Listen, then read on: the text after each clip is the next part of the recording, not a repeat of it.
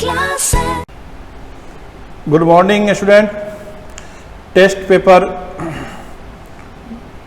22 का डिस्कशन किया जा रहा है 22 का, जो 5 तारीख को हेल्ड हुआ था। उसमें क्वेश्चन नंबर 46 है, यानी ये डिस्कशन है।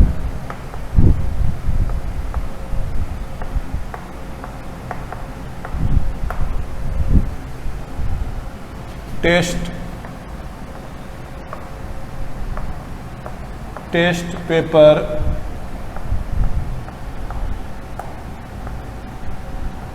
22।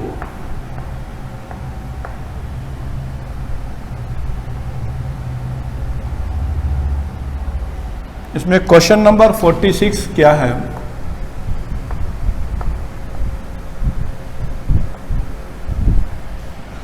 लिखा हुआ है position of double bond in alkyne can be identify by ozonolysis. Ozonolysis से डबल बॉन्ड की पोजीशन फाइंड करते हैं। Ozonolysis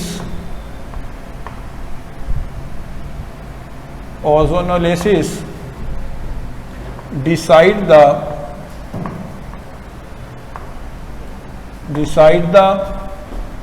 position of double bond in chain or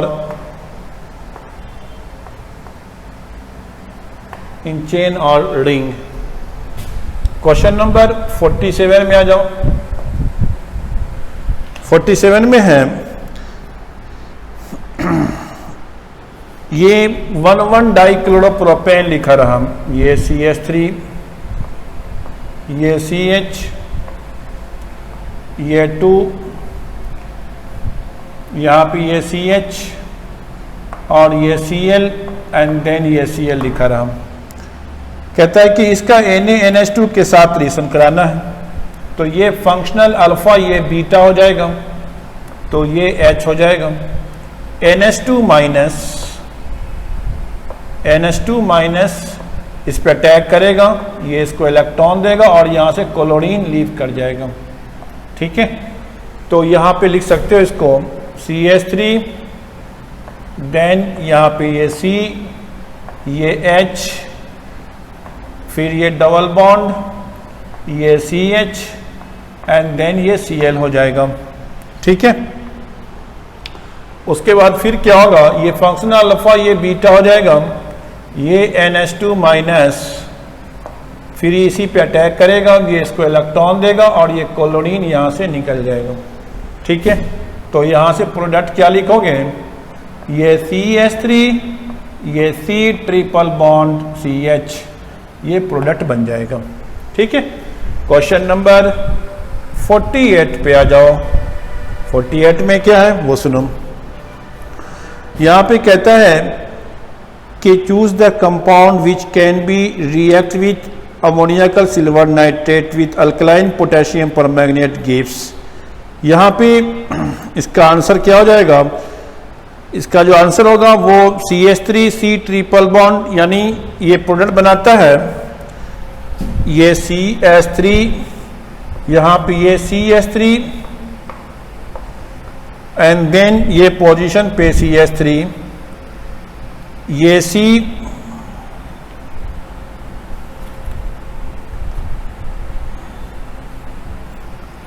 ये ट्रिपल बॉन्ड, ये CH रहा। ठीक है, इंपेरेशन कराओगे ना तो यहाँ पे ये टर्मिनल अल्काइन है, टर्मिनल अल्काइन तो रिएक्शन कर लेगा।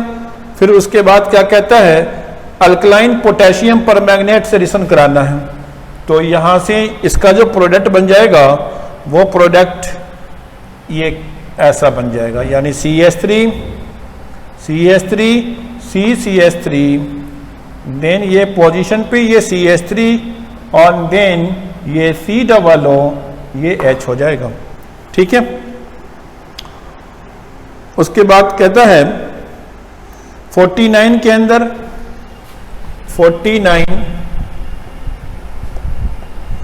49 में है कि ये गिवन है, ये CH3 यहाँ पे लिखा रहा CH3 डबल बॉन्ड, फिर CH, देन ये CH3 लिखा होगा, यहाँ पे NaOI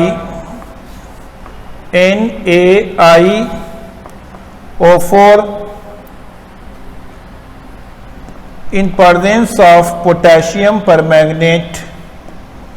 तो इनके साथ कहता है रिएक्शन होगा तो इसका प्रोडक्ट क्या बनेगा, तो ये कीटोन बन जाएगा, ये कार्बोक्सिलिक एसिड बन जाएगा।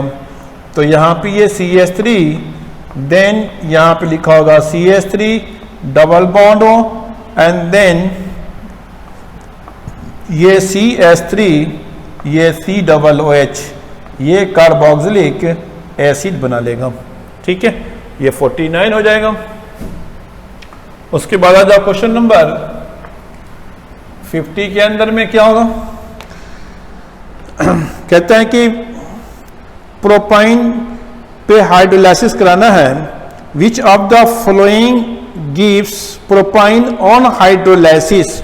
मैग्नीशियम कार्बाइड पे अगर हाइड्रोलाइसिस कराओगे तो प्रोपाइन बन जाएगा। मैग्नीशियम कार्बाइड पर अगर आपने हाइड्रोलाइसिस कराओगे तो प्रोडक्ट क्या बनेगा, ये CH3, ये C ट्रिपल बॉन्ड और ये CH हो जाएगा, और फिर मैग्नीशियम का हाइड्रोक्साइड अलग हो जाएगा। 51 में आ जाओ। यहां पे ये पोजीशन पे लिखा रहा C ट्रिपल बॉन्ड, यहां पे ये CR और यहां पे ये R लिखा रहा। ठीक है, इस पे अगर आपने लिंडलर कैटलिस्ट के साथ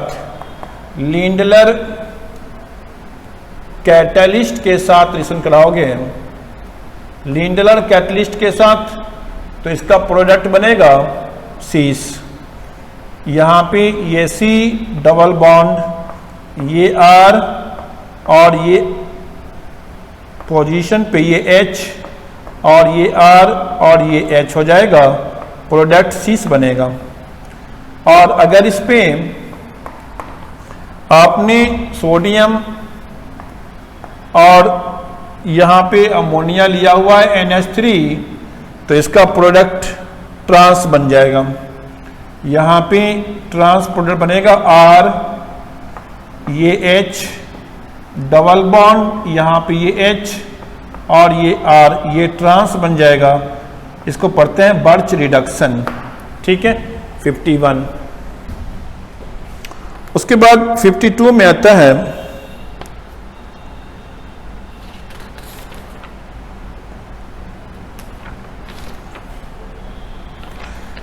कहता है which of the following compound undergo dehydrochlorination most easily when treated with alcoholic KOH। तो इसके लिए जो आंसर होगा वो टर्शरी ब्यूटाइल क्लोराइड हो जाएगा। 52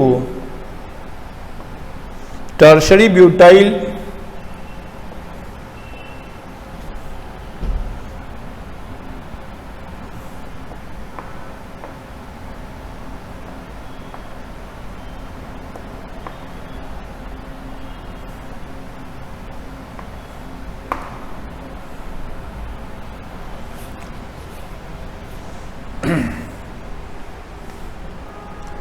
उसके बाद लिखा हुआ है which of the following yields butyne on dehydration with concentrated sulphuric acid.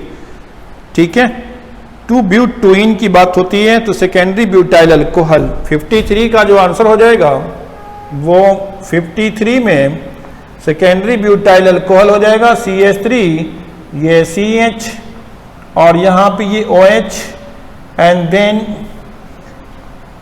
ये CH2, देन यहाँ पे करके ना CH3। इसी पे रिएक्शन कराओगे तो यहाँ से H+ अलग हो जाएगा, ये केटायन बनेगा और ये इसको इलेक्ट्रॉन देगा तो ब्यूटुइन बन जाएगा। 53 हो गया। 54 के अंदर क्या कहता है, 54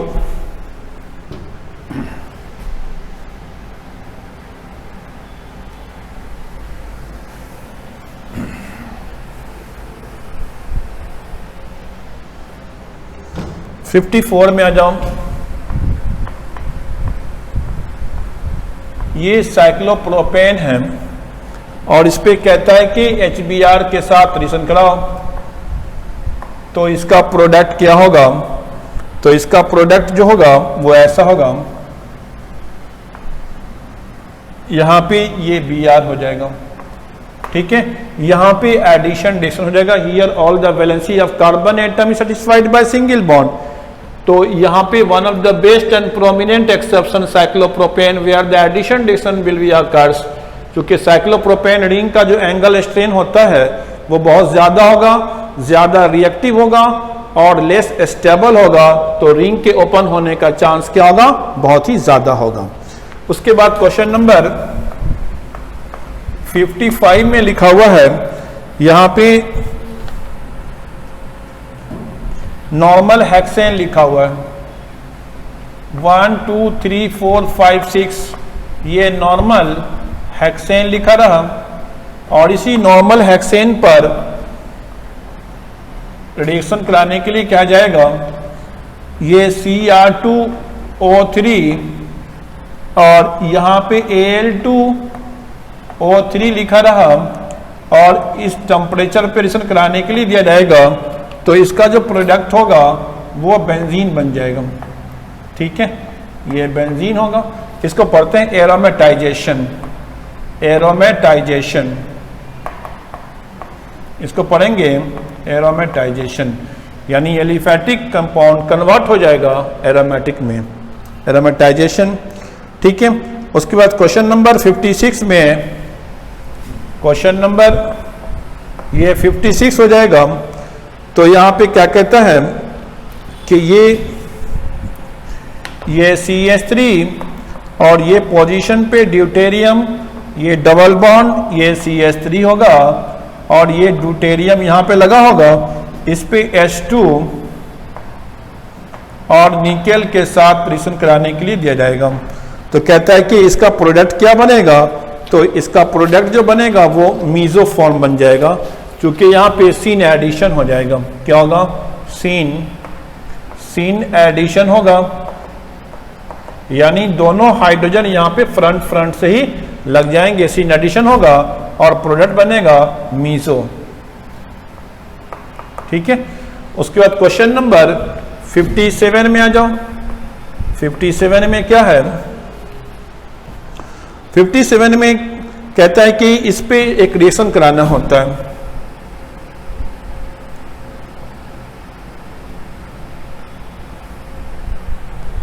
यहां पे ये डबल बॉन्ड और ये डबल बॉन्ड रखा रहा और इस पे 1 इक्विवेलेंट H2 रखा हुआ है, यानी 1 मोल के साथ रिएक्शन कराना है। तो कहता है कि इसका प्रोडक्ट क्या होगा? तो देखो ये पाई बॉन्ड इस पाई बॉन्ड के साथ क्या होगा? बोलो कंजुगेशन में होगा, रेजोनेंस हो जाएगा। तो प्रोडक्ट क्या लिख देना इसका? ये प्रोडक्ट इसका ऐसा हो जाएगा, यहाँ पे डबल बॉन्ड, ये ऐसा हो जाएगा, ठीक है। उसके बाद क्वेश्चन नंबर 58 में आ जाओ।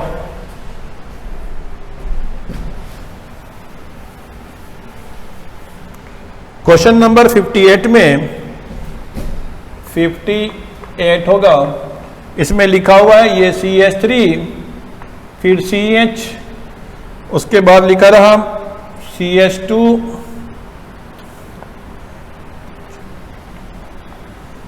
यहां पे ये CH डबल बॉन्ड, यहां पे ये CH2 लिखा रहा, ठीक है। इस पे बोलता है कि NBS के साथ रिएक्शन कराओ। तो NBS क्या है पता है ना? N ब्रोमोसक्सिनिमाइड है, NBS के साथ रिएक्शन। NBS की स्ट्रक्चर ऐसी होती है, ये C डबल बॉन्ड, यहाँ पे ये N, ये Br एंड देन ये NBS का स्ट्रक्चर हो जाएगा। तो यहाँ पे allylic free radical substitution reaction होगा। तो ये CH3, यहाँ पे ये CH, फिर यहाँ पे ये Br, देन यहाँ पे ये CH डबल बॉन्ड, ये CH2 हो जाएगा, ठीक है। उसके बाद कहता है ये X बन गया, इस पर HBr रिएक्शन कराना है, H2O2 हीट करना है, तो ये Y जो बन जाएगा, इस पर रिएक्शन करानी होती है HBr के साथ HBr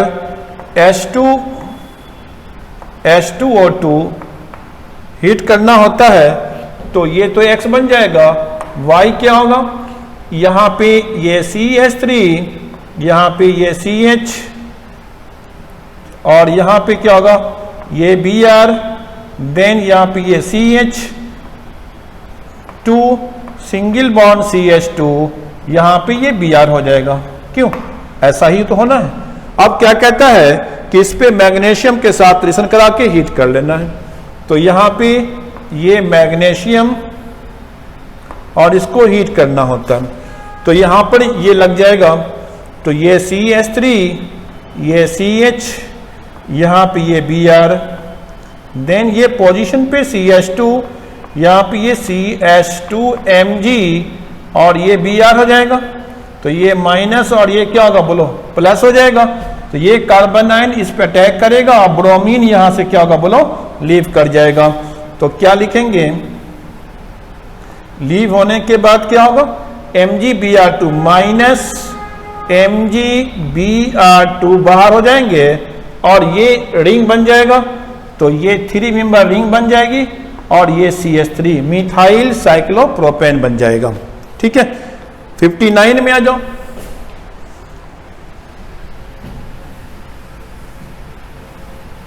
क्वेश्चन नंबर 59 में है, यहां पे 59 में लिखा हुआ है ये CH3, देन CH2, ये C ट्रिपल बॉन्ड C और ये क्या होगा बोलो, H होगा। इस पे सोडियम आयन NaNH2 NaNH2 और लिखा होगा लिक्विड अमोनियम। तो ये टर्मिनल हाइड्रोजन के साथ रिएक्शन हो जाएगा। ठीक है, तो यहाँ पे ये बनाएगा CH3, यहाँ पे ये CH2 C triple bond C और ये माइनस और ये Na प्लस हो जाएगा। तो ये सोडियम अल्किनाइट्स यानी सोडियम ब्यूटिनाइट्स बना देगा। उसके बाद कहता है CH3 CH2 Br के साथ रिएक्शन करा दो इस पे। तो ये CH3, ये CH2, यहाँ पे ये Br हो जाएगा। न्यूक्लियोफिलिक सब्स्टिट्यूशन रिएक्शन होगा, ये यहाँ से ये लीव कर जाएगा। तो यहाँ से माइनस NaBr अलग हो जाएगा। और क्या लिखने का, यहाँ पे CH3 CH2 C triple bond C and then CH2 and then ये CH3 हो जाएगा। It's okay. अब कहता है लिथियम और लिक्विड अमोनिया के साथ रिएक्शन कराइए। तो यहाँ पे लिथियम और लिक्विड अमोनिया के साथ रिएक्शन कराना होता है। ये बर्च रिडक्शन हो जाएगा और इसका प्रोडक्ट बन जाएगा ट्रांस प्रोडक्ट। इसका प्रोडक्ट जो बनेगा वो ट्रांस प्रोडक्ट बन जाएगा, यानी CH3 CH2, यहाँ पे ये H, ये क्या होगा H, फिर डबल बॉन्ड C, ये पोजीशन पे H, देन ये CH2, देन ये CH3, यानी ट्रांस प्रोडक्ट ये बना देगा। ठीक है, उसके बाद क्वेश्चन नंबर 60 में आ जाओ।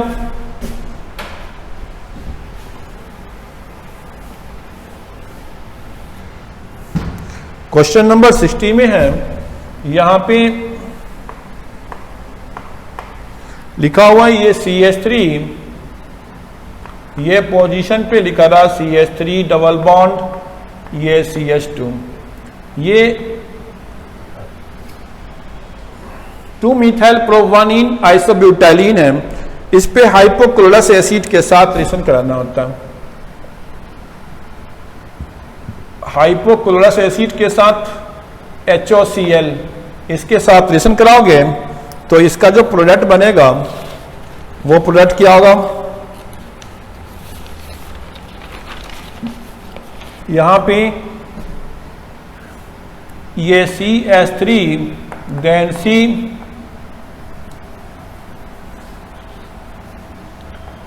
ये CH3 रहा एंड देन ये पोजीशन पे ये CH3 हो जाएगा और फिर यहाँ पे OH देन ये CH2 और ये CH हो जाएगा। यहाँ पे इलेक्ट्रोफिलिक एडिशन डेशन हो जाएगा। इट फॉलोज इलेक्ट्रोफिलिक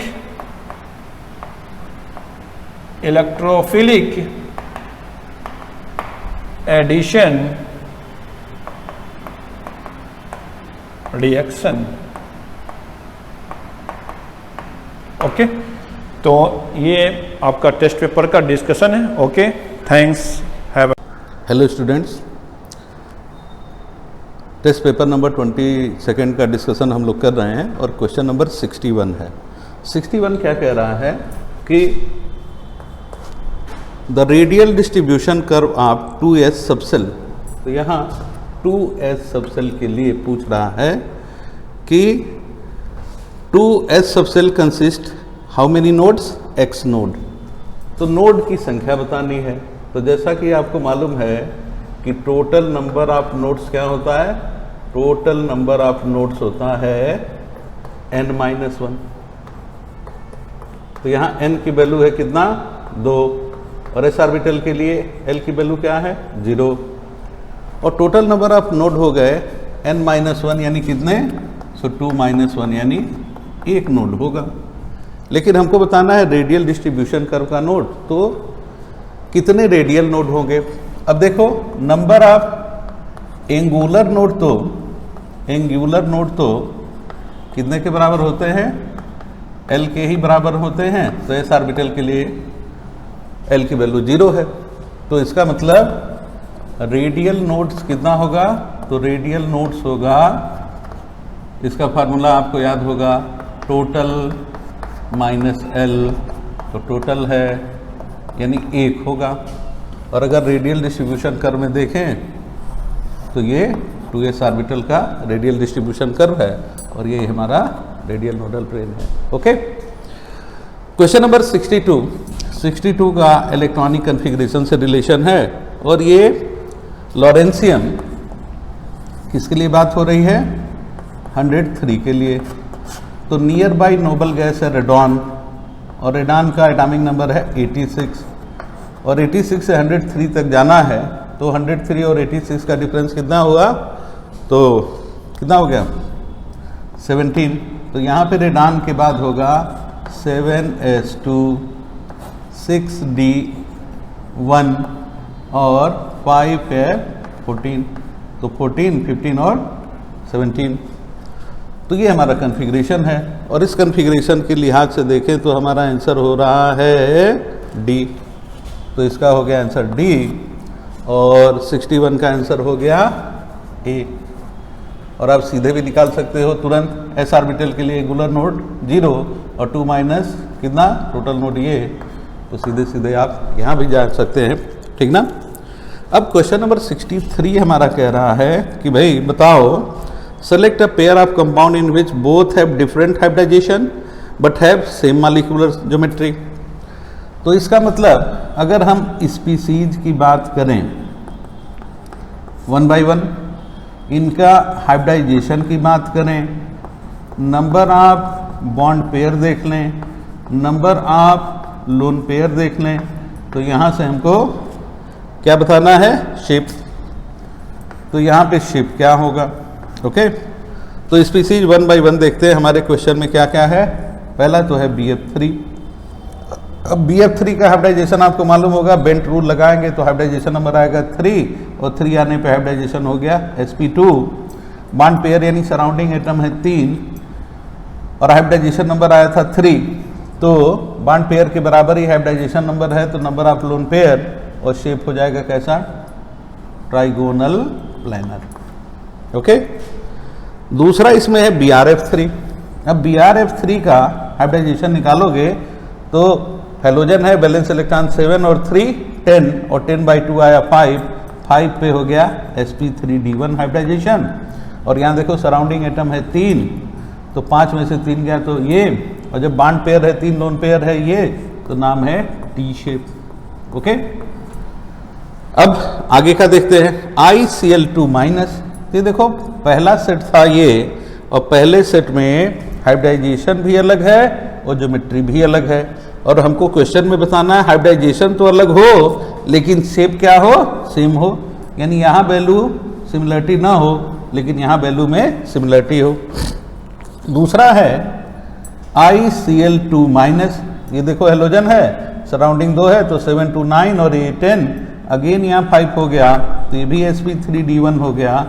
अब यहाँ देखो सराउंडिंग एटम है 2 तो बॉन्ड पेयर 2 तो 5 - 2 लोन पेयर है ये, तो ये हो गया लीनियर। तो यहाँ देखो हाइब्रिडाइजेशन है sp3d1 और जो शेप है लीनियर।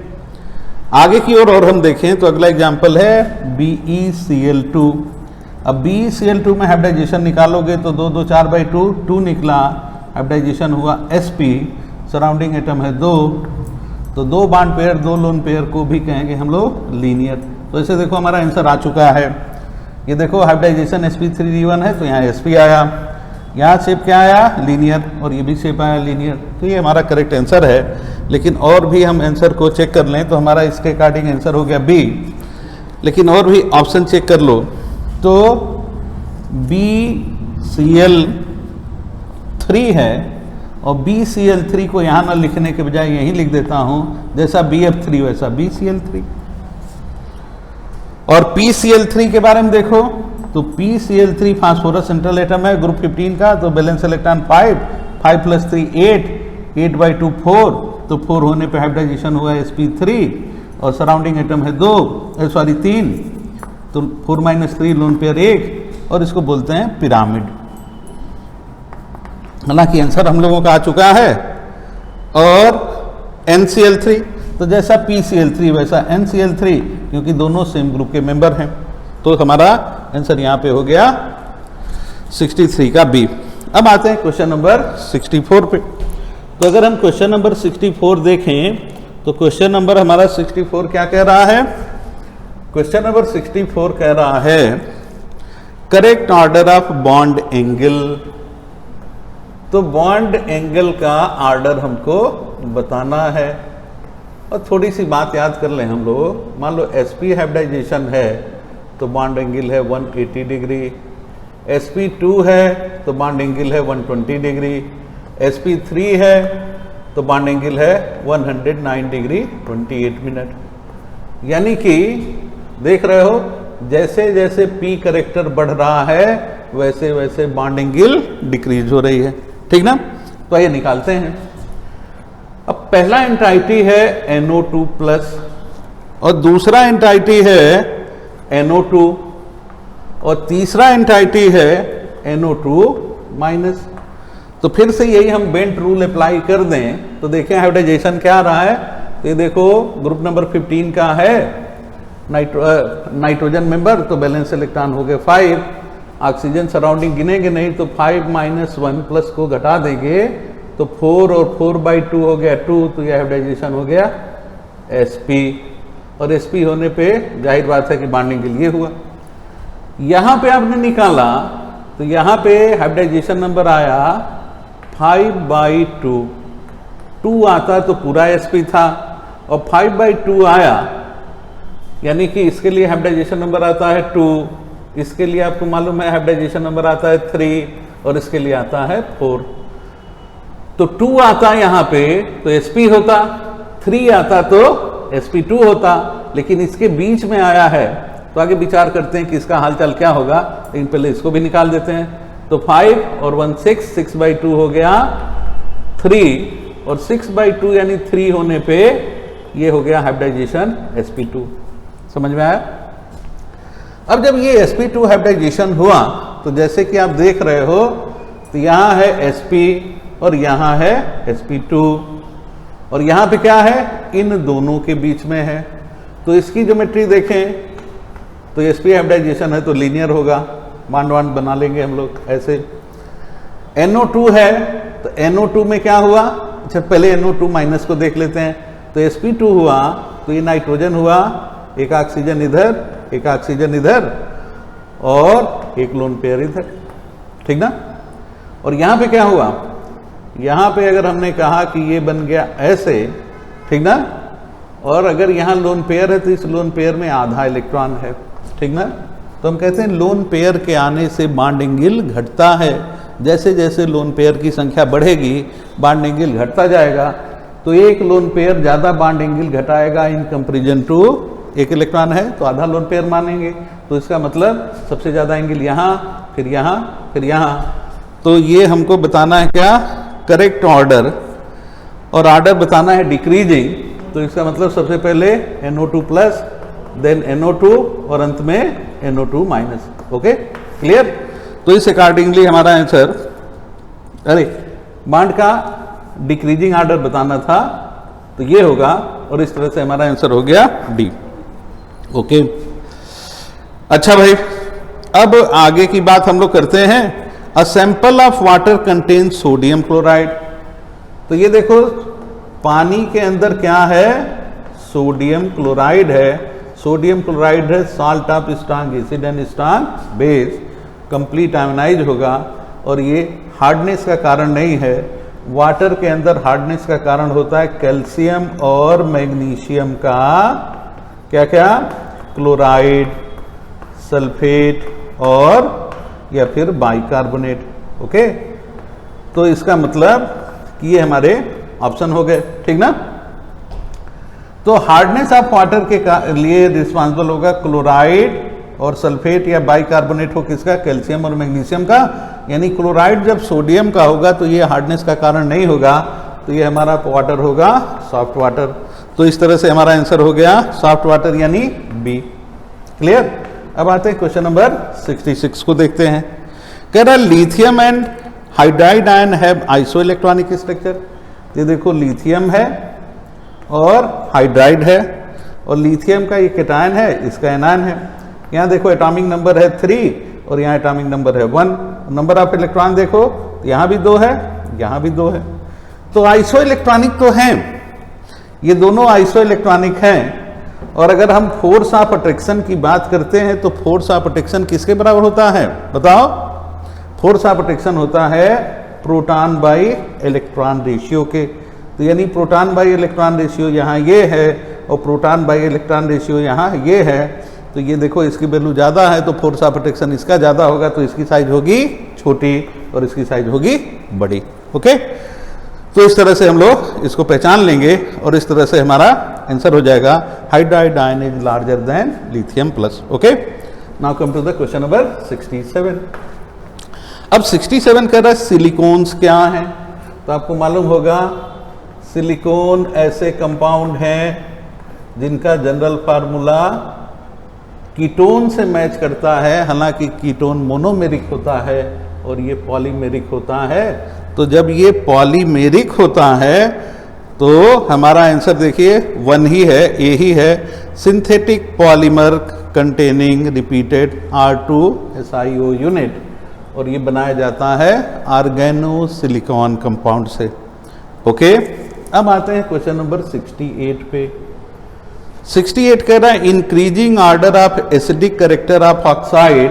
क्या क्या ऑक्साइड हैं, कार्बन डाइऑक्साइड है, डाइनाइट्रोजन पेंटाऑक्साइड है, सिलिकॉन ऑक्साइड यानी सिलिका है, और सल्फर ट्राइऑक्साइड है। ओके, अब यहाँ पे पूछा जा रहा है एसिडिक कैरेक्टर। तो आपको मालूम होगा एसिडिक कैरेक्टर या एसिडिक नेचर किसके ऊपर डिपेंड करता है, 2 बातों के ऊपर। पहला तो डायरेक्टली प्रोपोर्शनल होगा ऑक्सीडेशन नंबर। सेंट्रल एटम का ऑक्सीडेशन नंबर बढ़ेगा तो एसिडिक नेचर बढ़ेगा, और अगर सेंट्रल एटम का ऑक्सीडेशन नंबर सेम है तो कहेंगे directly proportional to electronegativity of central atom. तो जिस सेंट्रल एटम का अगर ऑक्सीडेशन नंबर सेम हुआ तो चेक करेंगे कि किसकी इलेक्ट्रोनेगेटिविटी ज़्यादा है। अब यहाँ देखो ऑक्सीडेशन नंबर में लिख दे रहा हूँ, यहाँ है 4, यहाँ है 5, यहाँ है 6 और यहाँ है 4। तो इसका मतलब सबसे ज़्यादा एसिडिक नेचर का ये होगा, उसके बाद ये होगा, और इन दोनों में कौन होगा। तो देखो कार्बन और सिलिकॉन एक ही ग्रुप के मेंबर हैं। डाउन द ग्रुप जाने पे इलेक्ट्रोनेगेटिविटी क्या होती है, डिक्रीज होती है। तो कार्बन की इलेक्ट्रोनेगेटिविटी ज़्यादा, तो यहाँ पे सेंट्रल एटम कार्बन है तो इसका एसिडिक नेचर ज़्यादा होगा। यानी करेक्ट ऑर्डर सबसे कम वाला होगा silica, then carbon dioxide, then dinitrogen pentoxide and ultimately sulphur trioxide. Okay, तो यही हमारा करेक्ट आंसर है और ये आंसर हमारा बी पर दिया हुआ है। ओके, तो 68 का आंसर हो गया B. Now come to the 69, stability order of inter halogen. अच्छा, इंटर हेलोजन यानी ए बी एन टाइप का है और यहाँ एन की वैल्यू सब देखो, एन की वैल्यू 3 है। अब इंटर हेलोजन की स्टेबिलिटी के बारे में अगर कहें तो अगर ये सेंट्रल एटम सेम हो जाए और अगर सराउंडिंग एटम क्या हो, वेरी करे, तो यहाँ सेंटर भी हेलोजन है और सराउंडिंग भी हेलोजन है। अब यहाँ पे देखो सब में सेंटर क्या है, तो यहाँ पे सेंटर ही वेरी कर रहा है, सराउंडिंग सेम है। यहाँ पे देखो सराउंडिंग सेम है क्वेश्चन में और सेंटर वेरी कर रहा है। तो इसका मतलब क्या हुआ कि मान लो ये सराउंडिंग है 3 है, तो इसकी अपनी एक पर्टिकुलर साइज होगी और इसका मतलब ये जो सेंट्रल एटम है इन 3 सराउंडिंग के वाइड में ही जाके यहाँ प्रॉपरली फिट हो रहा है, जिससे इनके बीच कांटेक्ट हो रहा है, यानी प्रॉपर पैकिंग हो रही है। तो जब हम सराउंडिंग को सेम रखेंगे और सेंटर बदलेगा तो ये देखो डाउन द ग्रुप जाने पे क्या होता है, किसी भी ग्रुप में डाउन द ग्रुप जाने पे साइज क्या होती है, इंक्रीज होती है। तो अगर मान लो यहाँ पे हमारे सेंटर एटम है क्या क्या, ब्रोमीन है और क्लोरीन है, क्या क्या है, क्लोरीन, ब्रोमीन और आयोडीन है, 3 क्लोरीन है, ब्रोमीन है और आयोडीन है। तो यहाँ देखो डाउन द ग्रुप जाने पे साइज बढ़ रही है। अब अगर क्लोरीन इसमें प्रॉपरली फिट हो रहा है तो ब्रोमीन और आयोडीन इसमें प्रॉपरली फिट नहीं होंगे, और अगर ब्रोमीन की साइज बड़ी है तो ये आएंगे तो इनको रिपेल करेंगे और यहाँ से ये दूर दूर चले जाएंगे, तो या तो इसमें इंसर्ट नहीं हो पाएगा और अगर इंसर्ट हुआ तो सराउंडिंग के बीच में पुअर पैकिंग होगी। ओके, तो यहाँ पे हमारा जो आंसर हो गया वो सी हो गया और इस तरह से ClF3 देन BrF3 और सबसे कम स्टेबिलिटी है IF3 की। Okay, now come to the question number 70। अब क्वेश्चन नंबर 70 कह रहा है which of the following is correct, सही पूछ रहा है। पिग आयरन और cast iron is hard and brittle. तो यहां पे देखो पिग आयरन है और ये पिग आयरन आयरन का जो है इम्प्योरेस्ट फॉर्म है, क्या है, और ये जो राट आयरन है वो राट आयरन जो है आयरन का ये इम्प्योरेस्ट फॉर्म है और ये प्योरेस्ट फॉर्म है। ओके, और कार्बन के इंट्रोडक्शन से कहते हैं पिग आयरन में 5 से 6% कार्बन होता है और राट आयरन में 0.1 से 0.5 तक कार्बन का कंटेंट होता है। ओके, तो कह रहा है pig iron and cast iron are hard and brittle. तो सही बात है कि कार्बन के आने से हार्डनेस भी बढ़ेगी और जैसे जैसे कार्बन कंटेंट बढ़ता जाएगा ब्रिटिलनेस उसकी बढ़ती जाएगी। ओके, तो यही हमारा करेक्ट आंसर है। आगे पढ़ते हैं अगला ऑप्शन। तो कह रहा है type of iron that contain maximum amount of iron is pig iron, नहीं, maximum amount of carbon is pig. Okay, तो ये उल्टा लिखा हुआ है। अगला कह रहा है type of iron that contain maximum amount of carbon is rot iron. तो राट आयरन प्योरेस्ट फॉर्म है, इसमें मैक्सिमम नहीं मिनिमम अमाउंट कार्बन होगा, तो ये दोनों लाइन गलत लिखा है। And hardness of steel increases as carbon content decrease, decrease नहीं बल्कि इंक्रीज करेंगे। तो स्टेटमेंट 2, 3 और 4 गलत लिखा है, 1 केवल सही है। Now come to the question number 71। अब 71 कह रहा है which of the following is not correct, गलत पहचानना है। Lanthanum hydroxide is less basic than lutetium hydroxide. तो जब हम लेंथेनाइड सीरीज में लेंथेनम से लुटेशियम की ओर जाते हैं तो साइज कंटिन्यूअसली डिक्रीज होगी। साइज के डिक्रीज होने से यहाँ पे फोर्स ऑफ अट्रैक्शन बढ़ेगा और फोर्स ऑफ अट्रैक्शन बढ़ने से इलेक्ट्रॉन पेयर डोनेशन नहीं बढ़ेगा, इलेक्ट्रॉन पेयर एक्सेप्टेंस की कैपेबिलिटी बढ़ेगी। यानी इधर से इधर जाने पे बेसिक स्ट्रेंथ घट रहा है और एसिडिक स्ट्रेंथ बढ़ रहा है। ओके, तो कह रहा है lanthanum hydroxide is less basic. तो सारे हाइड्रोक्सों में से लेंथेनम मोस्ट बेसिक होगा, ये पहला स्टेटमेंट ही गलत लिखा हुआ है। आगे और चेक कर लेते हैं। तो यहाँ पे आंसर तो हम लोग ये पहचान लिए, लेकिन आगे को हम लोग चेक करें। Lanthanide series ionic radius of lanthanum ion decreases, सही बात है। Lanthanum is actually element of transition series, okay. इसका कन्फिग्रेशन क्या होता है भाई? तो ये डी ब्लॉक का मेंबर है, 5D1 होता है कन्फिग्रेशन जिनान कोर के बाद, okay. Atomic radii of zirconium and hafnium same due to lanthanide contraction, ये भी स्टेटमेंट सही है, बहुत सारे क्वेश्चन आए हैं इस पे, okay. Now come to question number 72। अब 72 क्वेश्चन कह रहा है magnetic moment of transition metal can provide. तो मैग्नेटिक मोमेंट का फार्मूला होता है √n × n+2bm, यानी नंबर ऑफ अनपेयर्ड इलेक्ट्रॉन, या इसका दूसरा फार्मूला होता है √4s s+1bm, Bohr magneton, okay. तो फार्मूले में देखो नंबर ऑफ अनपेयर्ड इलेक्ट्रॉन है, तब स्टेटमेंट पढ़ते हैं नंबर ऑफ अनपेयर्ड इलेक्ट्रॉन के बारे में बता रहा है, सही बात है। Occupied orbital of metal atom, तो जिन जिन ऑर्बिटलों में इलेक्ट्रॉन भरा है, जहाँ पे अनपेयर्ड है, ये भी तो बता रहा है। और जहाँ जहाँ भरा हुआ है उस तरह से जो हाइब्रिडाइजेशन होगा, तो जब हाइब्रिडाइजेशन को बता रहा है तो स्ट्रक्चर को भी बता रहा है। तो स्टेटमेंट ए बी सी तीनों सही है, तो हमारा आंसर यहाँ पे D, all of these correct हो गया, okay. Now come to the question number 73।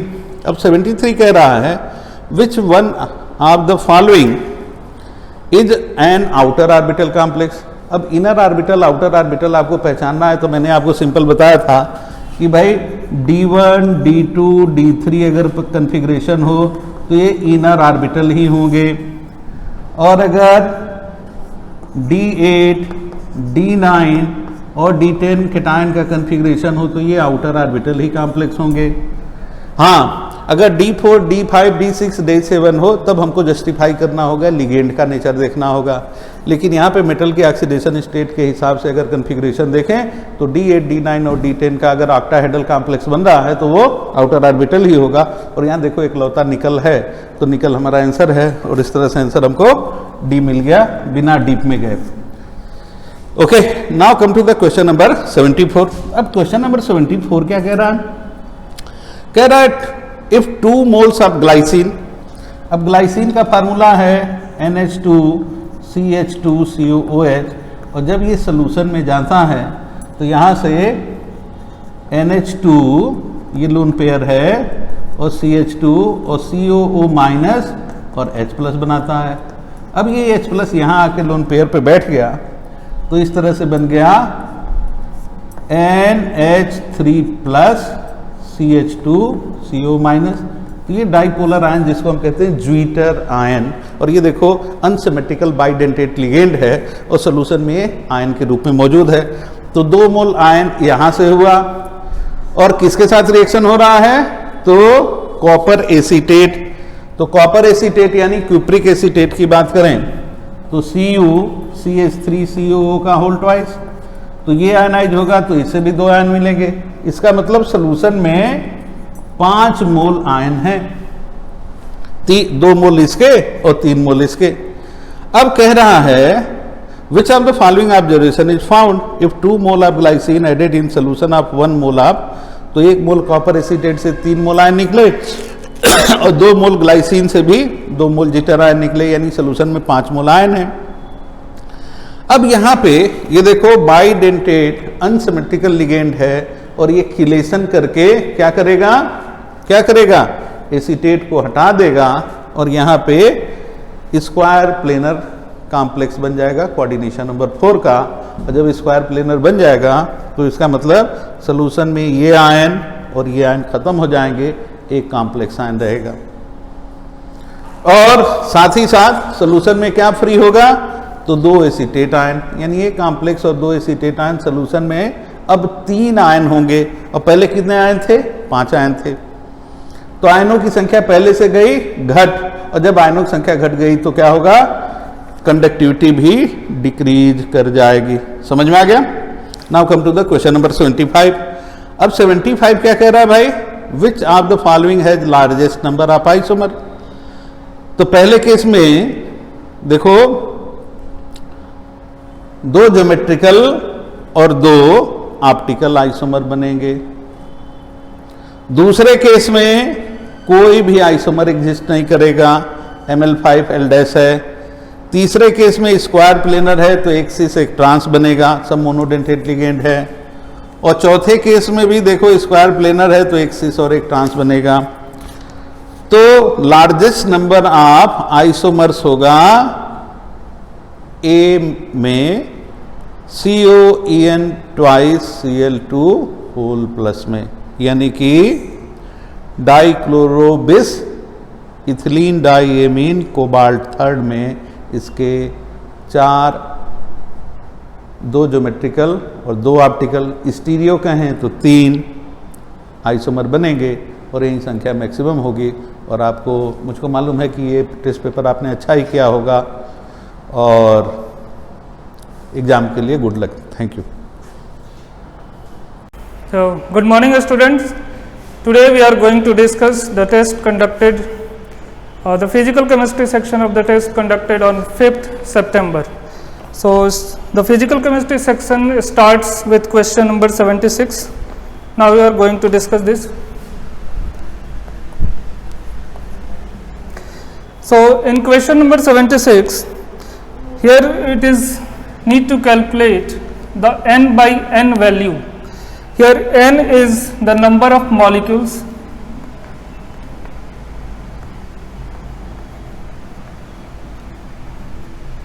and this is the number of moles.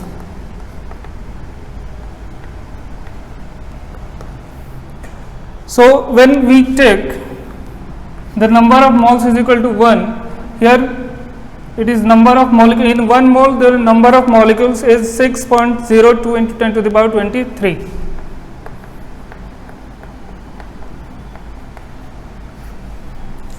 If we take the number of moles is equal to 2, then it is the number of molecules is 2 into 0.6.02 into 10 to the power 23.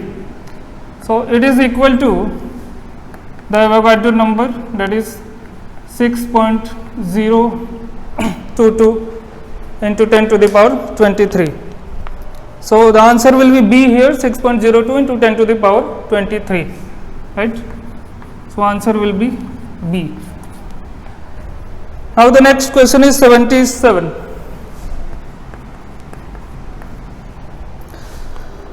देखिए इस question में क्या है कि कह रहे हैं an aromatic hydrocarbon with empirical formula C5H4 on treatment with concentrated H2SO4 give a monosulfonic acid. Now 0.096 gram of the acid required 10 ml of N by 20 NaOH for complete neutralization. The molecular formula of the hydrocarbon is. Now जो भी reaction होगा complete neutralisation होगा तो इसमें जो number of milli equivalents है acid और base के वो इक्वल होंगे। Okay, so number of milli equivalent, क्योंकि मिली इक्विवेलेंट हम लोग इसलिए ले रहे हैं क्योंकि यहाँ पे वॉल्यूम मिलीलीटर में दिया हुआ है। So number of milli equivalent of acid is equal to number of milli equivalent of, यहाँ बेस जो है वो NaOH दिया हुआ है। अब जो एसिड का वेट दिया हुआ है 0.096, इसको मॉलिक्यूलर वेट से डिवाइड करेंगे और मिली इक्विवेलेंट के लिए इसे 10 टू द पावर 3 से भी करेंगे और फैक्टर इसका चूंकि मोनोसल्फोनिक एसिड बन रहा है तो इसका जो फैक्टर होगा वो 1 के बराबर होगा। और ये मिली इक्विवेलेंट यहाँ पे वॉल्यूम और नॉर्मलिटी दी हुई है बेस की, तो यहाँ पे 10 इंटू 1/20 हो जाएगा, ये मिली इक्विवेलेंट के बराबर हो जाएगा। तो यहाँ से हम लोग मोलरिटी, यहाँ से मॉलिक्यूलर वेट जो है हम कैलकुलेट कर लेंगे जो 192 के इक्वल आ जाएगा यहाँ पे। अब जब ऑप्शन में हम देखेंगे तो यहाँ पे एक ही ऑप्शन है C15H12, C15H12 जिसका मॉलिक्यूलर वेट जो है वो 192 के इक्वल आ जाएगा। यहाँ पे 15 × 12 प्लस 1 × 12 ये जो है वो 192 के इक्वल आ जाएगा। सो आंसर यहाँ पे सी हो जाएगा, C5H12 ये इस क्वेश्चन का आंसर हो जाएगा। ओके, अब द नेक्स्ट क्वेश्चन है वो 78 है। आप लोग क्वेश्चन पेपर अपने सामने रखेंगे। इस क्वेश्चन में कह रहा है which of the following set of variable give a straight line with a negative slope with when plotted, right. So हमें पता है वेपर प्रेशर और टेम्परेचर का ग्राफ जब हम प्लॉट करते हैं तो ये कुछ इस तरह का आता है, ठीक है। ये वेपर प्रेशर और ये टेम्परेचर। सो ये डायरेक्टली प्रोपोर्शनल। तो सेकंड ऑप्शन है लॉग पी और टी के बीच में, इसका भी ग्राफ क्या होगा, इंक्रीजिंग ऑर्डर में ही होगा। जबकि यहां पे कह रहा है कि विच of the following set of variable give a straight line with a negative slope. तीसरा ऑप्शन है log p और 1/t के बीच का ग्राफ। अब जब log p और 1/t के बीच का ग्राफ हम लोग खींचेंगे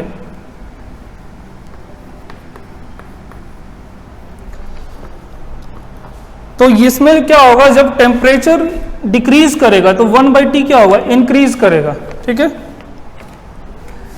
और जब टेम्परेचर डिक्रीज करेगा तो P भी डिक्रीज करेगा। यहाँ पे टेम्परेचर इंक्रीज कर रहा था, P भी यानी वेपर प्रेशर भी इंक्रीज कर रहा था। तो इसका ग्राफ जो होगा वो कुछ इस तरह का हो जाएगा और यही इसका आंसर हो जाएगा, क्योंकि क्वेश्चन में कर रहा है स्ट्रेट लाइन विथ और नेगेटिव स्लोप कौन सा होगा, तो यही वाला ऑप्शन हो जाएगा इसमें, ठीक है।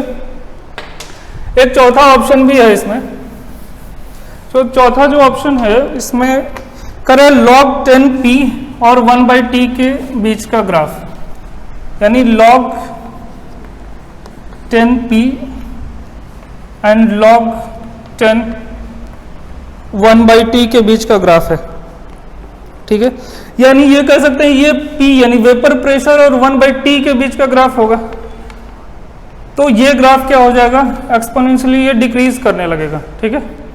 ये यानी ये सी वाला ही ऑप्शन होगा इसमें, जो स्ट्रेट लाइन होगा ये सी ऑप्शन का ही होगा। अब अगला क्वेश्चन देखते हैं 79। इस क्वेश्चन में पूछ रहा है कि which is an extensive property. पहला है टेम्परेचर। तो टेम्परेचर हमें पता है, एक्सटेंसिव और इंटेंसिव को कैसे हमें पता करते हैं, जब जो क्वांटिटी पे डिपेंड करता है उसको हम लोग क्या कहते हैं, उसको हम लोग कहते हैं कि ये एक्सटेंसिव प्रॉपर्टी है, ठीक है। यानी क्वांटिटी अगर हाफ करेंगे तो वो भी चेंज हो जाएगा, और जब क्वांटिटी चेंज करने से चेंज नहीं होगा, जैसे मान लेते हैं कि एक सिलेंडर में हमने गैस रखा है, उसका कोई फिक्स टेम्परेचर है। अब जब हम उस गैस को हाफ कर देते हैं तो क्या अलग जो दो हाफ बने हैं उन दोनों का टेम्परेचर अलग हो जाएगा, नहीं, अलग नहीं होगा, दोनों का टेम्परेचर जो है वो सेम ही रहेगा। तो इसलिए ये इंटेंसिव प्रॉपर्टी है, टेम्परेचर जो है वो इंटेंसिव प्रॉपर्टी है।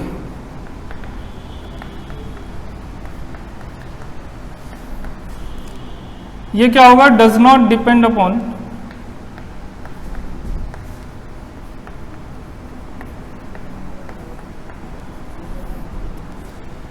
क्वांटिटी ऑफ सब्सटेंस, ठीक है। तो इसलिए इसको इंटेंसिव प्रॉपर्टी कहेंगे। सेकंड ऑप्शन है केमिकल पोटेंशियल। केमिकल पोटेंशियल कहते हैं chemical energy possesses by 1 mole of a substance, means दूसरा है केमिकल पोटेंशियल।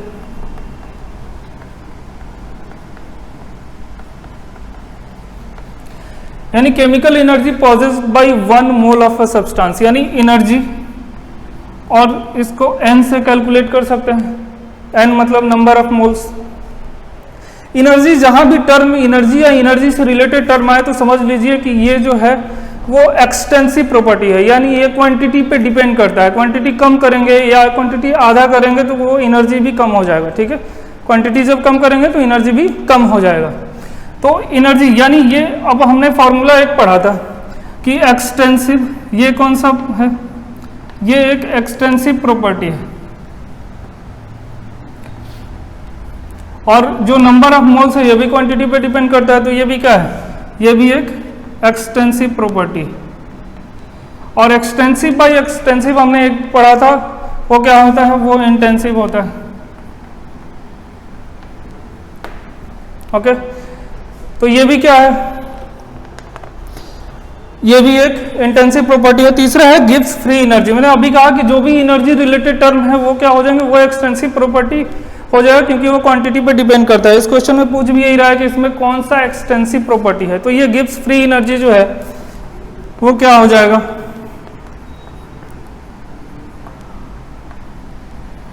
ये एक्सटेंसिव हो जाएगा, ठीक है। चौथा है इसमें मोलर वॉल्यूम। अब मोलर वॉल्यूम को हम लोग देखते हैं।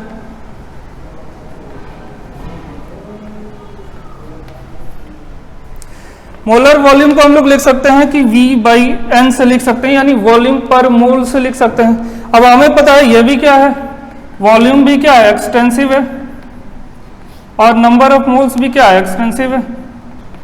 तो एक्सटेंसिव बाय एक्सटेंसिव क्या होता है, एक्सटेंसिव बाय एक्सटेंसिव इंटेंसिव होता है, यानी ये भी क्या हो गया, एक इंटेंसिव प्रॉपर्टी हो गया। ओके, तो आंसर इसका सी हो जाएगा, Gibbs free energy.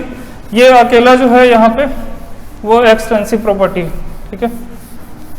Now next question है क्वेश्चन नंबर 80। इस क्वेश्चन में पूछ रहा है कि the amount of energy released when 20 ml of 0.5 m NaOH are mixed with 100 ml of 0.1 m HCl is x kilojoule. The heat of neutralization is, देखिए यहाँ पे NaOH और HCl के बीच में NaOH और HCl के बीच में जो है वो रिएक्शन हो रहा है और इसका न्यूट्रलाइज हो रहा है, ठीक है। ये न्यूट्रलाइज हो जा रहा है कंप्लीटली। यहाँ पे लिया कितना गया है, NaOH जो लिया गया है वो 20 × 0.5 डिवाइडेड बाई 10⁻³ कर देते हैं इसको, ठीक है। ये कितना हो जाएगा, ये 0.01 और ये इक्विवेलेंट और जो मोल्स है वो बराबर ही होंगे इसके, ठीक है। तो यानी ये इसके इतना इक्विवेलेंट हो जाएगा। HCl का कितना लिया गया है, HCl का भी 100 × 0.1 लिया गया है और इसको भी जब 10⁻³ से डिवाइड करेंगे तो ये भी 0.1 इक्विवेलेंट ही आ जाएगा, ठीक है। यहाँ पे फैक्टर दोनों का NaOH और HCl दोनों का ही फैक्टर क्या है, 1 है। तो यहाँ पे 0.01 इक्विवेलेंट हम लोग जब लेते हैं तो ये टोटली न्यूट्रलाइज्ड हो जा रहा है। लेकिन हीट ऑफ न्यूट्रलाइजेशन इसको कहा जाता है जब एक एक इक्विवेलेंट एसिड और बेस लिया जाए और वो टोटली न्यूट्रलाइज हो जाए तो उसको क्या हम लोग कहेंगे, कहेंगे कि हीट ऑफ न्यूट्रलाइजेशन हुआ, ठीक है। यानी यहाँ पे 0.01 इक्विवेलेंट ऑन न्यूट्रलाइजेशन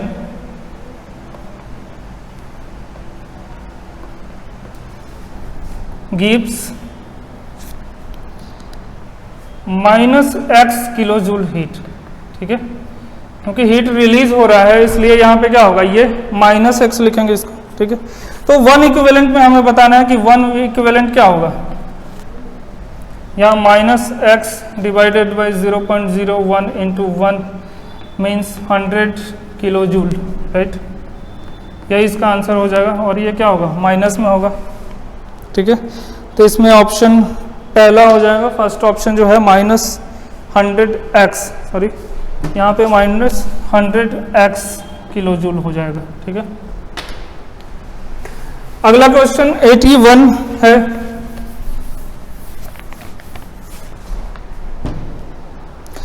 अगला क्वेश्चन 81। इस क्वेश्चन में क्या कह रहे हैं, 2 इक्वेशन दिए हुए हैं और कह रहे हैं कि द फॉर्मेशन कांस्टेंट ऑफ, इसका देखते हैं पहले। दो इक्वेशन है Ag प्लस NH3,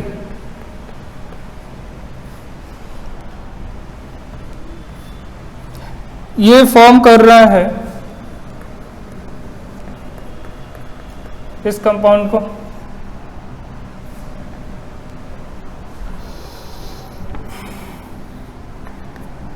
ठीक है, और इसके K1 की वैल्यू दी गई है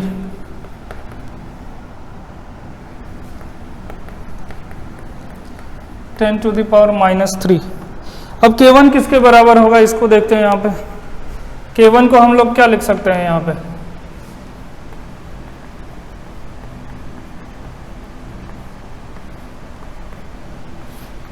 डिवाइडेड बाई Ag प्लस और NH3 के कॉन्सेंट्रेशन को ले लेंगे यहाँ पे, ठीक है। ये इक्वेशन 1 मान लेते हैं हम लोग। दूसरा जो इक्वेशन दिया हुआ है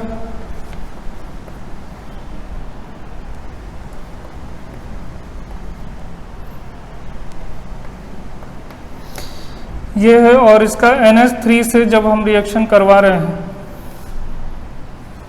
तो ये Ag NH3 equal two plus ये आ रहा है, और इसके K2 की जो वैल्यू दी गई है वो 1.74 × 10⁻³ ओके। सो इसको भी क्या लिख सकते हैं, K2 को हम लोग और क्या लिख सकते हैं, प्रोडक्ट बाय रिएक्टेंट हम लोग लिखते हैं यहाँ पे Ag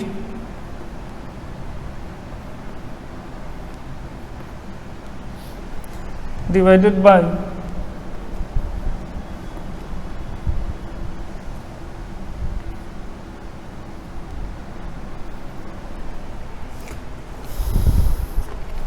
और यहाँ पे NH3 का कॉन्सेंट्रेशन लिखेंगे, ठीक है, और K2। ये दो इक्वेशन आ गई, ये इक्वेशन नंबर 2 हो गया हमारे पास। अब तीसरा जो पूछ रहा है कि formation constant of AgNH3 whole 2, इसका बताना है फॉर्मेशन कांस्टेंट। मैं इस इक्वेशन को यहाँ पे मिटा रहा हूँ।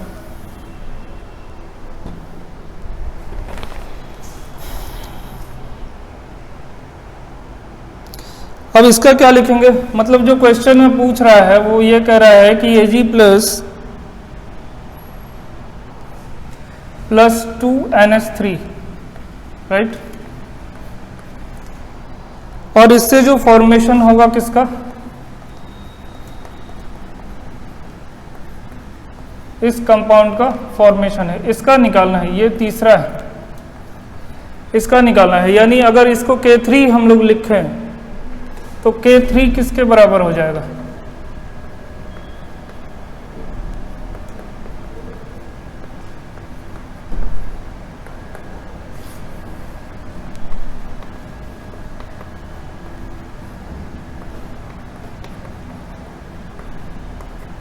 K3 इसके बराबर हो जाएगा।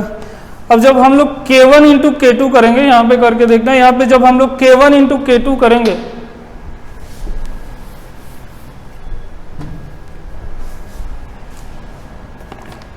इसको K3, यानी K3 किसके बराबर हो जाएगा, जब हम लोग K1 इंटू K2 करेंगे तो ये K3 के बराबर हो जाएगा यहाँ पे। और K1 की वैल्यू क्या दी हुई है 3.5 इंटू 10⁻³ और K2 की वैल्यू दी है 1.74 इंटू 10⁻³ राइट। सो यहाँ पे पहला ही ऑप्शन आ जाएगा 6.08 इंटू 10⁻⁻6, यही ए वाला ऑप्शन यहाँ पे सही हो जाएगा क्वेश्चन नंबर 81 के लिए, ठीक है ओके। नेक्स्ट क्वेश्चन हम लोग देखते हैं।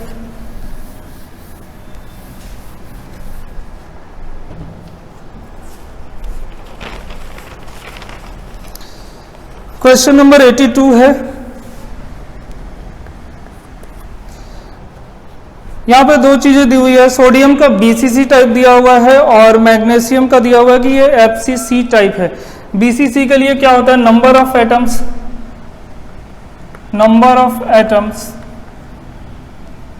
इन BCCA स्ट्रक्चर कितना होता है? हमें पता है BCCA में क्या होता है, एक सेंटर पे होता है और बाकी कॉर्नर्स पे होते हैं, और कॉर्नर्स का कंट्रीब्यूशन कितना होता है, 1/8 के बराबर होता है, और टोटल कॉर्नर्स कितने होते हैं, ये 8 होते हैं। ओके, तो यहाँ पे है और एक सेंटर पे होता है, यानी यहाँ पे नंबर ऑफ एटम्स क्या हो जाएंगे, 2 के बराबर हो जाएंगे। और FCC स्ट्रक्चर में नंबर ऑफ एटम्स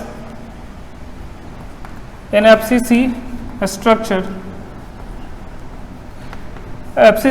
में क्या होता है, फेस सेंटर पे रहते हैं और टोटल 6 फेस सेंटर होते हैं, और उनका कंट्रीब्यूशन कितना होता है, 1/2 के बराबर होता है। ओके, और बाकी कॉर्नर्स पे रहते हैं जिनका कंट्रीब्यूशन 1/8 के बराबर होता है। तो यानी टोटल एटम्स यहाँ पे कितने होते हैं, 4 हो जाते हैं। तो आंसर यहाँ पे C हो जाएगा, जिसमें 2 और 4 ऑप्शन दिया हुआ है। राइट, अगला क्वेश्चन हम लोग देखते हैं, क्वेश्चन नंबर 83। क्वेश्चन नंबर 83 में दिया है कि the packing fraction of the 2 dimensional square unit shown below is. Question number 83 देखिए यहाँ पे, क्वेश्चन नंबर 83 यहाँ पे देखते हैं, यहाँ कैलकुलेट करते हैं हम लोग।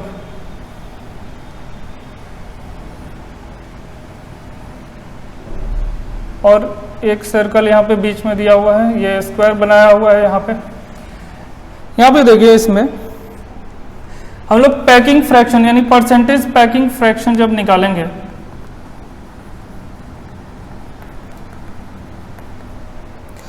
तो ये क्या होता है, ये occupied area by total area, इससे निकालते हैं। डिवाइडेड बाई टोटल एरिया, और इसका लेंथ जो दिया हुआ है वो L के इक्वल टू दिया हुआ है, तो ये टोटल एरिया कितना हो जाएगा, L स्क्वायर के बराबर हो जाएगा यहाँ पे। ओके, अब L कितने के बराबर होगा, L अगर हम लोग देखें तो यहाँ पे जो √2L यानी ये कॉर्नर की बात करें तो ये R के बराबर है, ये 2R है, और एक ये R के बराबर है, यानी √2L जो होता है वो 4R के बराबर हो जाएगा। तो L कितने के बराबर होगा, 2√2R के बराबर हो जाएगा। ठीक है, और ऑक्यूपाइड एरिया कितना है, यहाँ पे 2 स्क्वायर है, एक स्क्वायर तो ये दिख रहा है, और ये इसका कंट्रीब्यूशन जो इस स्क्वायर के अंदर में है वो कितना है, वो है 1/4 के बराबर है सबका, ये भी 1/4, ये भी 1/4, ये भी 1/4, यानी टोटल मिला के 2 सर्कल यहाँ पे हो गए, यानी 2 × πr² इसको लिख सकते हैं। और L की वैल्यू पता है 2√2 R का स्क्वायर, ये कितने के बराबर हो जाएगा, ये कैलकुलेट करोगे 2/8 × 100। यहाँ पे हम लोग परसेंटेज चूंकि निकालना है तो यहाँ पे 100 से सबको मल्टीप्लाई करते रहेंगे। ठीक है, तो ये फाइनली कितना आ जाएगा, 78.54% के बराबर आ जाएगा। ठीक है, इसमें आंसर जो है वो 4th है, D ऑप्शन है इसमें, तो 78.54% है। अगला क्वेश्चन देखिए, क्वेश्चन नंबर 84। इस क्वेश्चन में कह रहा है, इसमें वेपर प्रेशर, काफी आसान क्वेश्चन है ये। देखिए इसमें क्या होगा, इसमें PA और P0A, ये फॉर्मूला आप लोग जानते होंगे, XA के बराबर दिया हुआ है। इसमें दिया हुआ है कि the vapour pressure of pure liquid A is 40 mm। A मतलब P0A की वैल्यू दी हुई है यहाँ पे। ठीक है, at 310 kelvin. The vapour pressure of this liquid in a solution with liquid B is 32 mm। मतलब इसका 32 mm दिया हुआ है और इसका क्या दिया हुआ है, 40 दिया हुआ है। XA हमें पता नहीं है, what is the mole fraction, यही कैलकुलेट करना है। तो XA कितने के बराबर हो जाएगा, 32/40 यानी 0.8 के बराबर हो जाएगा। ठीक है, ऑप्शन नंबर D है इसमें, बिल्कुल आसान क्वेश्चन है ये क्वेश्चन नंबर था 84। क्वेश्चन नंबर 85 देखते हैं।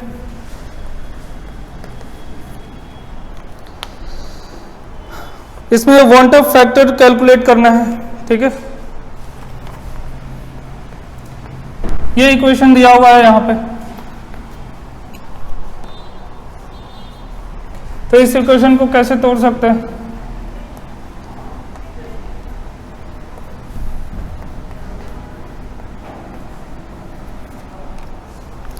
इस तरह से ये टूटेगा, ठीक है। अब अगर इसको ऐसे लिखते हैं हम लोग c माइनस सी अल्फा करेंगे तो ये कितना हो जाएगा, ये भी c अल्फा होगा, ये 2c अल्फा के बराबर हो जाएगा, ठीक है। तो इसकी जो मोलारिटी दी हुई है वो 0.1 दी हुई है, यानी 0.1 माइनस 0.1 अल्फा, यहाँ पे क्या हो जाएगा 0.1 अल्फा, यहाँ पे क्या हो जाएगा 2 इंटू 0.1 इंटू अल्फा। अगर टोटल करेंगे इसका आई की वैल्यू क्या हो जाएगी, आई की वैल्यू इसके टोटल को हम लोग ले लेते हैं एडिशन और डिवाइडेड बाई जो ओरिजिनल कॉन्सेंट्रेशन यानी 0.1 यहाँ पे दिया हुआ है, ठीक है। तो इसको करेंगे 0.1 minus 0.1 alpha plus 0.1 alpha plus इसको 0.2 अल्फा के बराबर हो जाएगा इसलिए, और डिवाइडेड बाई क्या करेंगे 0.1 हो जाएगा। तो इसको जब कैलकुलेट करेंगे तो ये कैंसिल हो जाएगा, 0.1 प्लस 0.2 अल्फा हो जाएगा, और इसको करेंगे तो ये 1 प्लस 2 अल्फा के बराबर हो जाएगा। इसकी वैल्यू दी हुई है, आई की वैल्यू यहाँ पे दी हुई है 2.74, यानी 2.74 इसकी वैल्यू दी हुई है। तो यहाँ अल्फा की वैल्यू क्या करेंगे 2.74 माइनस 1 डिवाइडेड बाई 2, यानी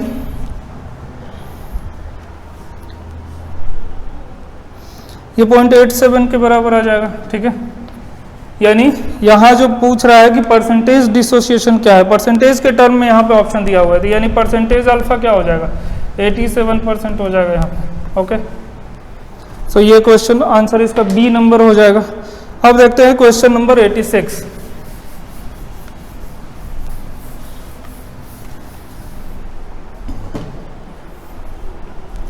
क्वेश्चन नंबर 86 इसमें कह रहा है यहाँ पे CuSO4 दिया हुआ है। अब देखिए CuSO4 का क्या है, ये किससे मिलके बना हुआ होता है। एक तो ये पार्ट जो है वो ये वीक एसिड से मिलके बना होगा, ठीक है, और ये पार्ट क्या है, ये H2SO4 से मिलके बना होता है, यानी ये एक स्ट्रॉन्ग एसिड है ये, ठीक है, ये एक स्ट्रॉन्ग एसिड है, और ये क्या है, ये एक वीक बेस है, यानी एक वीक बेस और स्ट्रॉन्ग एसिड के कॉम्बिनेशन से बना हुआ है। तो इसका नेचर जो होगा वो फाइनली क्या होगा, वो एसिडिक नेचर का हो जाएगा, मतलब पीएच इसका क्या हो जाएगा लेस देन 7 के बराबर हो जाएगा। तो इसका आंसर सी हो जाएगा, okay. Now question number 87। Question number 87 में क्या है, करें कि corrosion of iron is essentially an electrochemical phenomena where the cell reaction are। देखिए इसके अंदर सेल रिएक्शन क्या होता है जब corrosion होता है। तो क्वेश्चन नंबर 87,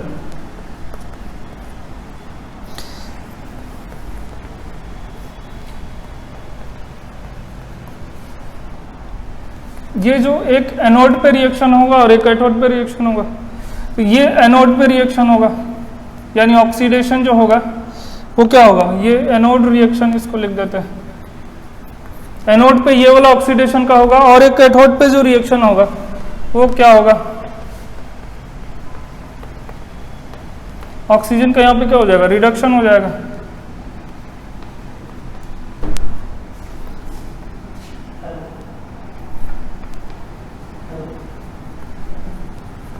ठीक है, ये कैथोड पे रिएक्शन हो जाएगा। मतलब इसका ऑप्शन नंबर ए दिया है कि Fe is oxidise to Fe2+, यहाँ पे हो रहा है, ये एनोड पे ये वाला रिएक्शन होता है। और दूसरा है कि dissolved oxygen in water is reduce to OH- ion. ठीक है, तो इसका भी पहला आंसर हो जाएगा ऑप्शन नंबर ए, यही इसका आंसर होगा। कोरोजन के केस में ये दो रिएक्शंस होते हैं फाइनली। अब क्वेश्चन नंबर 88 देखते हैं। क्वेश्चन नंबर 88 में कह रहा है कि रेट ऑफ रिएक्शन, ये जीरो ऑर्डर की बात कर रहा है। ओके, जीरो ऑर्डर में क्या होता है, देखिए जीरो ऑर्डर का तो पहले हम लोग लिख सकते हैं कि माइनस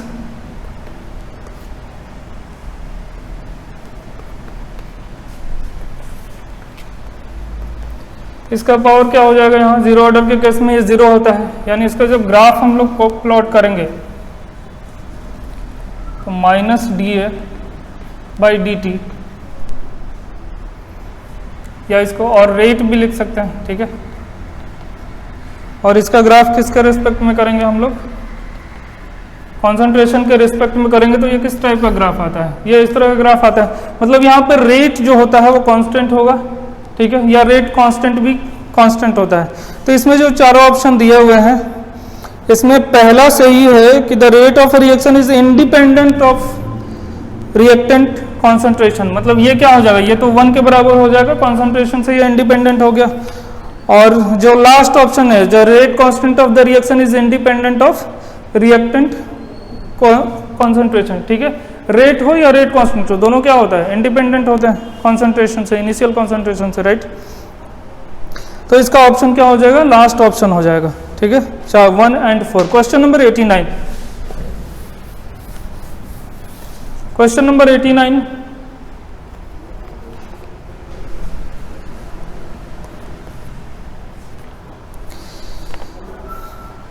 इसमें देखिए दो चीजें आपने पढ़ी होगी एडजॉर्प्शन थ्योरी में। एक तो है कि फ्रोडिलिच आइसोथर्म की बात कर रहे हैं,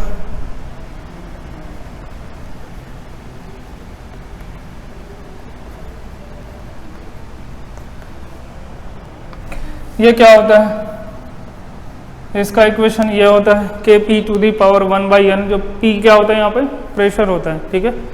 और दूसरी चीज है लैंगम्यूर आइसोथर्म।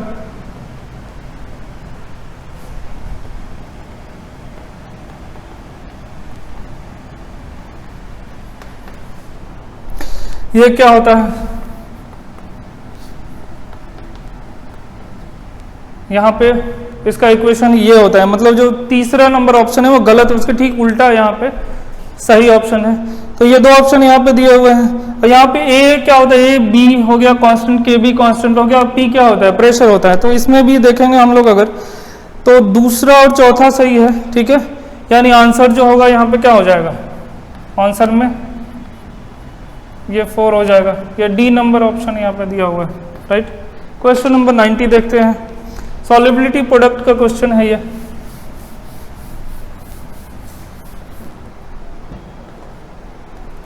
ये लास्ट क्वेश्चन है।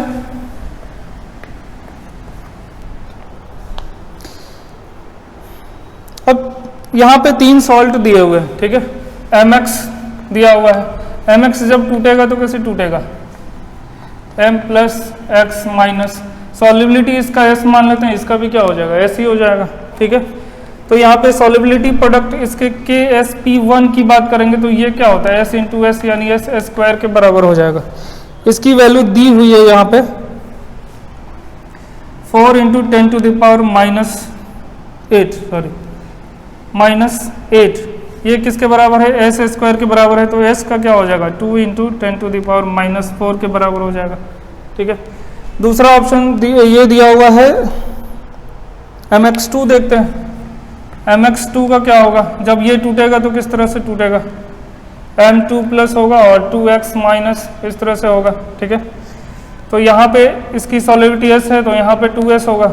जब Ksp की वैल्यू देखेंगे, यहाँ Ksp2 की बात करेंगे तो s × 2s ² यहाँ पे जो इसकी वैल्यू दी हुई है वो 3.2 × 10⁻⁻14 दी हुई है, ठीक है। और इसको जब कैलकुलेट करेंगे तो ये 4s³ के बराबर हो जाएगा। तो s की वैल्यू कितनी आ जाएगी यहाँ पे, ये 2 × 10⁻⁻5 के बराबर आ जाएगी, ठीक है। यानी 2 हमने कैलकुलेट किया, यानी s1 की अगर बात करेंगे तो हम यहाँ पे कैलकुलेट कर रहे हैं 2 × 10⁻⁻4। s2 की बात करेंगे तो यहाँ पे हमने कैलकुलेट किया 2 × 10⁻⁻5। अब s3 क्या होगा, इसको देखते हैं यहाँ पे।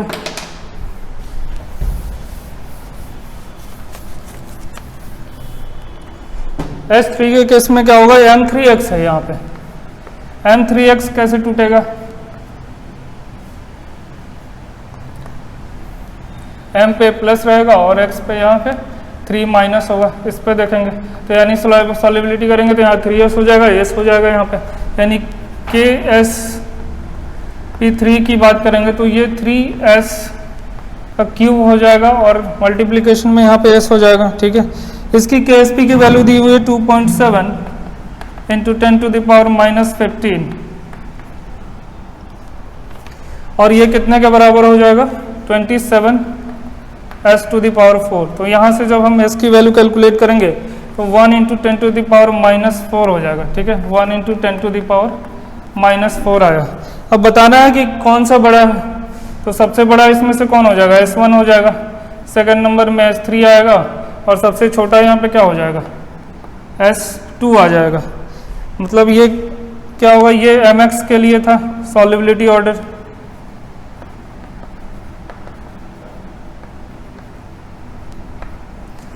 mx की सॉल्युबिलिटी सबसे ज़्यादा हो जाएगी, उसके बाद m3x की हो जाएगी और सबसे mx2 की हो जाएगी। तो इसमें भी जो है वो लास्ट ऑप्शन हो जाएगा डी। Okay, thank you.